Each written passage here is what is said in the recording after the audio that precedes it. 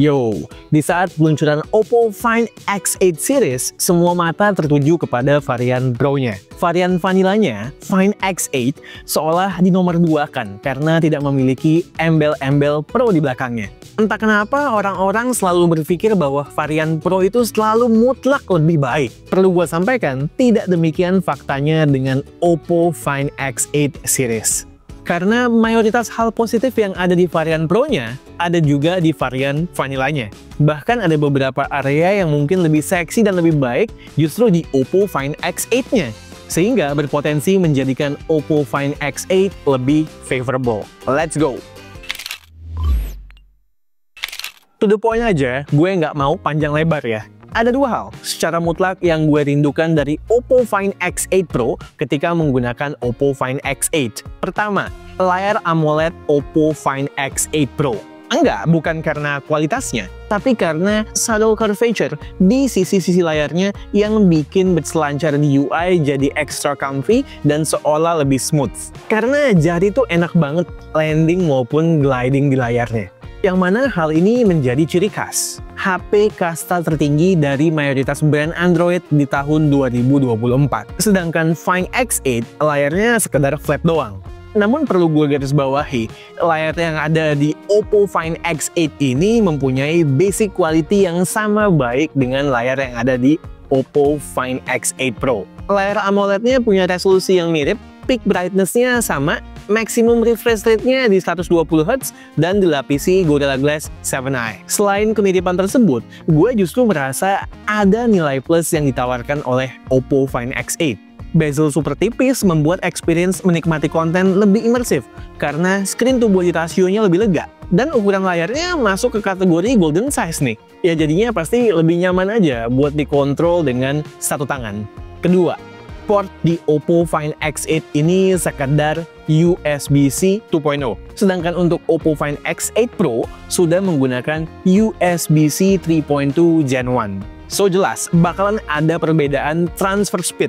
Tidak ada argumentasi di situ. Tracknya Oppo mirip sama Apple nih ya. iPhone yang varian non-Pro juga dikasih USB 2.0. Harusnya hal-hal yang buruk begini jangan ditiru dong Oppo. That said, benar ketika memilih Oppo Find X8 instead of Oppo Find X8 Pro ada kompromisnya. Tapi gue tidak merasa kedua poin yang gue sebut di atas tadi sebagai deal breaker, khususnya buat gue.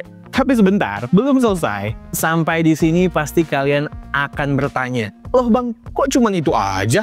Kan masih ada beberapa fitur yang lebih wow di varian Pro-nya ketimbang varian vanilanya. Well, hal tersebut mungkin bener adanya, tapi khusus untuk kalian yang membandingkan keduanya dengan cara membaca list spesifikasi. Tapi tidak untuk gua yang sudah mencoba keduanya secara langsung. Itu kuncinya. Soal layar, iya, AMOLED Find X8 belum LTPO. Tapi gue bakalan komplain soal LTPO kalau ketahanan baterainya jomplang dibandingkan Find X8 Pro atau jelek lah. Namun demikian, kenyataannya, bahkan dengan kapasitas baterai yang sedikit lebih kecil ketimbang Find X8 Pro, ditandem dengan Dimensity 9400 yang efisien, gue masih bisa dapetin SOT kurang lebih 7 jaman di Find X8. Ini kurang lebih dengan pola pemakaian yang serupa ya, ketika K2G mengetes Oppo Find X8 Pro. Iya, kalau pakai layar LTPO, kemungkinan SOT-nya bisa lebih baik lagi. Oleh karena itu, gue menganggapnya sebagai potential loss saja, bukan kemenangan mutlak untuk Oppo Find X8 Pro. Next, tidak ada quick button.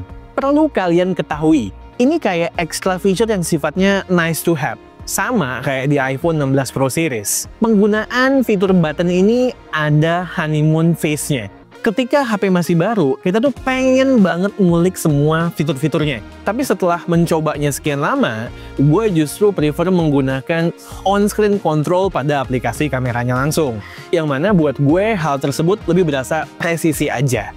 Oke, mumpung udah nyenggol kamera ya, ketiadaan lensa tele kedua di Oppo Find X8 itu mungkin menjadi pergunjingan. Tapi tahukah kalian, jepretan 6X Hybrid di Find X8 nggak jarang bisa menghasilkan jepretan yang lebih baik dari 6X Optical di Find X8 Pro. Lihat deh, detail di rambut Kalila dan tulisan di baju Kalila. Di 10X Hybrid, tulisan-tulisan di buku yang kita bisa baca di Find X8 11-12 aja detailnya dengan Find X8 Pro. Imbang, masuk ke 30 kali zoom, mungkin baru kelihatan bahwa detail di Find X8 Pro lebih baik. Tapi kalau ada yang berargumentasi bahwa yang ada di Find X8 Pro itu sharpeningnya kelihatan banget, ya gue bisa menerima argumentasinya. Di sisi lain, gue juga berharap nantinya bakal ada improvement untuk output dari lensa tele 6X dari Oppo Find X8 Pro. Mudah-mudahan via software update, jadi lebih clear advantage-nya dibandingkan yang versi non-Pro. So, lensa tele 3X tunggal non-periskop yang ada di Oppo Find X8 masih bisa banget bersaing dengan dua lensa tele yang berada di Oppo Find X8 Pro. Real life experience itu bobotnya lebih gede daripada spec sheet. Makanya, tontonin konten-konten K2G terus. Oke. Kalau tadi kategorinya perbedaan, sekarang kita masuk kesamaan experience antara varian yang Pro dan juga yang non-Pro. Karena sebelumnya kita udah bahas kamera, ya udah kita lanjutin ke kamera aja ya. Ngelawan lensa tele 6X di Oppo Find X8 Pro aja masih bisa bersaing. Apalagi sesama 3X optical, especially di portrait. Di mata gue plug ketiplek sama. Amazing bukan? Bahkan sejujurnya ya, kalau HP itu cuman bisa ada satu lensa tele doang, gue prefer 3X ketimbang 5X ataupun 6X. Ya lebih kepake aja di keseharian, nggak terlalu tight framingnya. Contoh ya, di 16 Pro Max gue justru struggle kalau harus foto di bawah range opticalnya, 3X misalnya. Secara digital kan itu, pasti dong bagusan optical di Find X8. Lanjut buat kamera utama. Lagi-lagi mirip hasilnya. Di good light, detail dan dynamic range-nya sama. Palingan gue merasa Find X8 tone warnanya sedikit lebih natural. Udah, itu aja. Kemudian kita bawa ke kondisi challenging lighting, backlight, indoor, bahkan sampai dengan low light, jepretan Find X8 nggak kalah dari berbagai parameter dengan Oppo Find X8 Pro. Keduanya masuk kategori sama-sama bagus. Hal-hal yang bagus, yang baik dari foto berlanjut ke perekaman video. Keduanya antara yang Pro dan yang tidak, outputnya masih mirip ya. Bagus secara stabilisasi, dynamic range-nya juga bagus, perekaman suaranya pun bersih, stand out, suara guanya kedengaran. Mau switch antar lensa di belakang juga bisa, ultra wide, normal, sampai dengan ke lensa telenya. Ayo, mau apa lagi coba? Udah gue coba videonya di sikon indoor yang rada remang, output video dari Find X8 juga masih reliable, mantap. Kamera selfie juga sama, bisa ngerekam up to 4K 60 fps. Untuk spek kamera selfie maupun kamera ultra wide sama antara Find X8 maupun Find X8 Pro. Jadi gue rasa nggak perlu gue bahas lebih lanjut, lihat aja beberapa sampel yang udah gue ambil di beberapa sikon. SoC-nya seperti yang tadi gue sebut menggunakan Dimensity 9400. So far menurut kami ini adalah SoC MediaTek yang terbaik, adem dan efisien. Al udah sempat bahas ya mengenai Dimensity 9400 secara detail dengan berbagai komparasi saat mereview Oppo Find X8 Pro. Jadi kalau mau tahu detail bisa ditonton di sana. Experience basic untuk keseharian yang gue rasakan di Oppo Find X8 sama baiknya dengan varian Pro-nya, mau untuk daily nyantai ataupun misalnya mau buat ngegame. Lancar, nggak ada major issue di mata gue. Kalau soal desain mungkin ini subjektif banget ya. Tapi desain boxy selalu punya special spot di K2G. Find X8 Pro boleh diposisikan sebagai HP yang lebih mahal. Tapi kok ya kami berdua lebih suka tongkrongan Find X8. Berasa lebih elegan di mata. Karena selain ngotak, tipis juga bodinya. Di tangan, di tenteng juga lebih enak karena bobotnya lebih ringan daripada kakaknya. Nggak sampai di situ, Find X8 punya opsi warna yang playful juga, kayak warna pink yang kami pegang ini. Ini warnanya tuh tergantung banget sama cahaya. Bisa terlihat kayak hijau mint atau putih. Nice. Sebelum kelupaan, semua fitur perintilan esensial yang ada di Find X8 Pro ada juga di Find X8. Silent slider, rating IP6869, stereo speaker yang bagus, dan juga vibration motor yang empuk. Begitu juga halnya dengan charger 80 watt yang bisa ngisi baterai dari kosong sampai dengan penuh dalam waktu di bawah 1 jam. Dan bisa wireless charging juga. Terakhir, secara software pun tidak ada yang didiskon di Find X8 dibanding Find X8 Pro. AI features yang useful di keseharian kayak AI Unblur, Enhanced Clarity, Reflection Remover, Quick Summary, Circle to Search, dan lain-lain ada.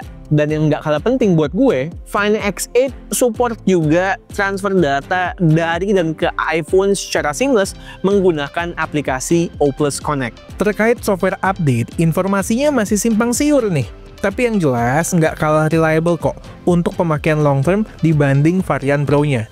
Nanti gue bakal pin deh di komen kalau sudah ada kepastiannya. Oke, Oppo Find X8. Sebuah HP flagship yang sejatinya underrated banget dan eksistensinya kalah tenar sama kakaknya yang punya embel-embel Pro di belakangnya. Namun hal tersebut valid kalau kalian hanya melihatnya dari kejauhan. Namun kalau sudah mencobanya secara langsung, percayalah, Find X8 nggak kalah bagus sama Find X8 Pro dalam banyak hal. Gue yakin buat mainstream user, justru Oppo Find X8 inilah opsi yang paling tepat. Karena kekurangannya dibandingkan varian yang Pro untuk keseharian nggak ngefek. Dari hasil tes gue, nggak ada yang deal breaker. Terbukti dari apa yang sudah gue paparkan sebelumnya, itu adalah real life experience pemakaian gue. Saran gue, kalau mau better deal, ambil yang base model. Kalau 256GB kalian rasa kurang, coba maksimalkan cloud storage aja. Tapi kalau kalian mau eksis dengan warna pink kayak gue ini, mau nggak mau harus ambil varian di atasnya, yang mana pasti lebih mahal juga. Yang gue sampaikan ini harga retail resmi. Harusnya market adjusted price-nya lebih oke lagi. Monggo, coba explore berbagai opsi e-commerce yang tersedia. Oke, sekian aja video dari gue kali ini. Gue Satish, and this is K2G. Tunggu racun-racun kami yang berikutnya. Bye guys!